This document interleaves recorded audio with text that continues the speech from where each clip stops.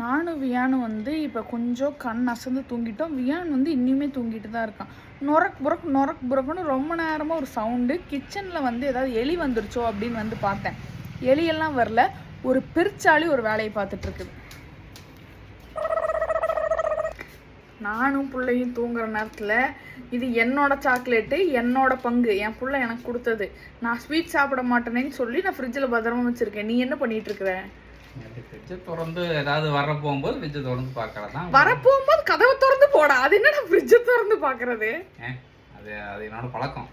ஃப்ரிட்ஜை திறந்து உள்ள ஏதாவது இருந்துச்சுன்னா ஆமாம், இவன் அப்படியே 1000 கணக்கில் போட்டு உள்ள dry fruits, nuts, ice creams, chocolates இந்த மாதிரி வச்சிருக்க மாதிரி போகிற வர்ற ஃபுல்லாக அதை ஒரு திறந்து மூடிட்டு போவான். எனக்குலாம் பார்க்கும்போது அந்த ஃப்ரிட்ஜுக்கு வாயிருந்தா சொல்லும், டேய் ஒரு கருமத்தையும் நீ வாங்கி வைக்கல, ஏன்னா சும்மா என்னை டார்ச்சர் பண்ணுற அப்படின்னு.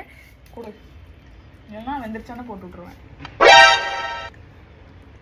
இப்படி வந்து க்ரைமை வந்து பாதியாக பிரிச்சுக்கிட்டோம் அப்படின்னா எதுக்கு பிரச்சனை? இப்போ அவன் எந்திரிச்சு கேட்டான்னு என்ன சொல்கிறோம்? ஒரு பெரிய எலி வந்துச்சு, 2 கால் இருந்துச்சு அந்த எலிக்கு, அது சாப்பிட்டு குடுன்னு ஓடி போயிருச்சுன்னு சொல்கிறோம். அவனை ஏன்னு கேட்பான், நம்ம நம்ப வச்சிடறோம்.